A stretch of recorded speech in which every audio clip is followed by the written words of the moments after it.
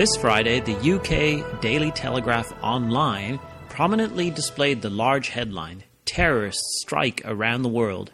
The attacks were perpetrated by Islamists in Tunisia, Kuwait and France. These type of attacks are quickly becoming a feature in the times we live in. It may seem that Islam is on the rise. Emboldened by the weakness of the Western nations, who are in a state of moral decay and have no desire for a war or fight with anyone, these terrorists are carrying out attacks that would have been unthinkable in the past. The deterrence for attacking the citizens of Western nations such as Britain or the United States was much stronger. The attacks seem to be getting more audacious and frequent. These countries with a large immigrant Muslim population, such as Britain or France, are sitting on a tinderbox. Where is this all leading? What does the Bible say? When considering our godless and immoral society, Psalm 9 verse 17 speaks volumes. The wicked shall be turned into hell, and all the nations that forget God. The Western nations have forgotten God, and therefore the psalmist says, it follows that they will be turned to hell, the Hebrew word Sheol, meaning the grave. The Western nations have forgotten God, and they are becoming weaker. Muslims like to point out that the West is morally corrupt. For some, there is a sense that they need to protect themselves from the invasion of Western culture. On the other hand, the countries such as Britain and France, there is a threat of Muslim culture taking over. There are strong reasons to believe this will not happen from the light of Bible prophecy. However, in the violent culture clash developing, things could certainly be turned into hell. Islam made a very rapid rise in the 7th century from the inhospitable region of the Arabian deserts. Larousse history points out that the spread of the Muslim religion was by means of the sword rather than by persuasion. In its rapid rise from obscurity, the Arab tribes conquered large areas of two empires and changed the course of history. The Byzantine or Eastern Roman Empire would never regain its strength. It received a very heavy blow from the sword of Islam. In the 7th century, the Byzantine Empire was weak and divided by a religious controversy over the nature of Christ, and unable to face the threat of the unexpected rapid advance from the desert.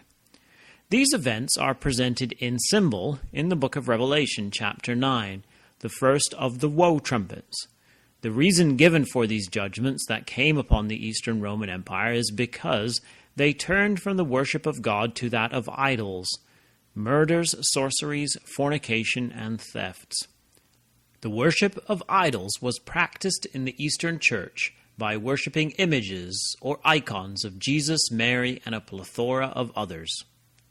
At the same time, the Church practiced murder by means of the persecution and killing of those true believers who still held the truth, which had been outlawed. Even though these judgments came upon them, Revelation says that they repented not. These desert tribes are the descendants of Ishmael and have his character as described in Genesis 16, verse 12. And he will be a wild man, his hand will be against every man, and every man's hand against him, and he will dwell in the presence of all his brethren. The desert tribes make an appearance in the book of Judges at the time of Gideon. Judges 7:12 describes them, and the Midianites and the Amalekites and the children of the east lay along in the valley like grasshoppers for multitude, and their camels were without number as the sand by the seaside for multitude. As a general rule, these desert tribes were fighting each other, or could be neutralized by turning them on each other, and so were never usually a significant threat. When Gideon surprises them with his 300 men, it is significant that the Lord set every man's sword against his fellow, even throughout all the host. This was true until Muhammad succeeded in uniting them under one banner, and then suddenly they became a terrifying force, which the world was not ready for. Muhammad is the star that entered the earth and was given the key to the abyss, and so was able to access the bottomless pit of the inhospitable desert and release the hordes of locusts on the unsuspecting worshippers of idols. Revelation 9, verses 1 and 2. He and his successors were the kings over them, verse 11, who descended upon and were destroyers of the Hebrew and Greek parts of the Roman Empire.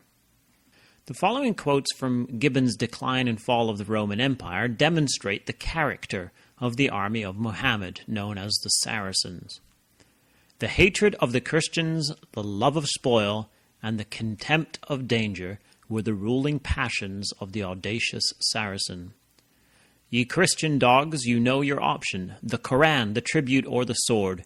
We are a people whose delight is in war rather than in peace. This is the beginning of the Muslim empire and the character of it.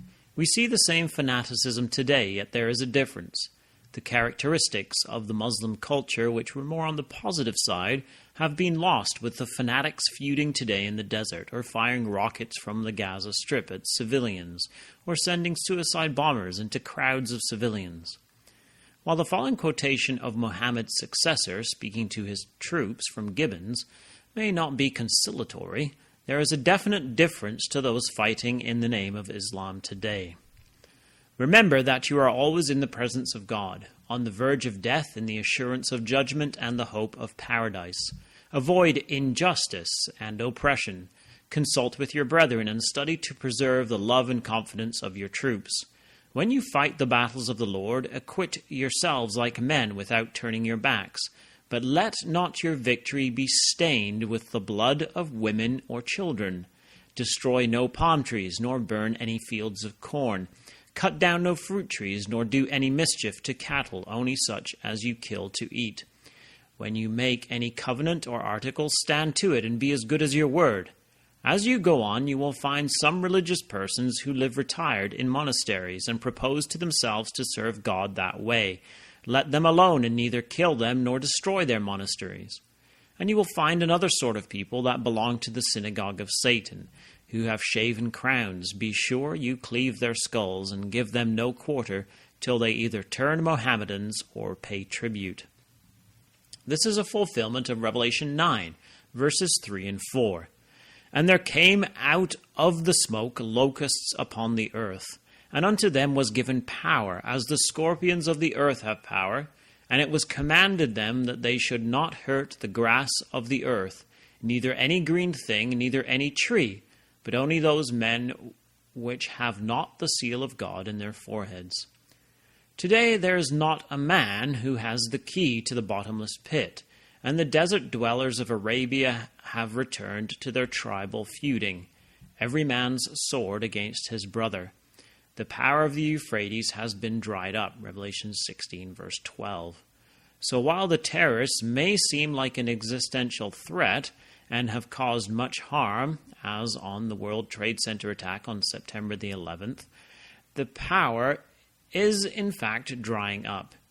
It is only the godlessness and moral bankruptcy of Western society which allows them some strength. Unless Western society returns to God, days of terror like this will most likely continue, but the Muslims will not create another caliphate and rule over the Western nations.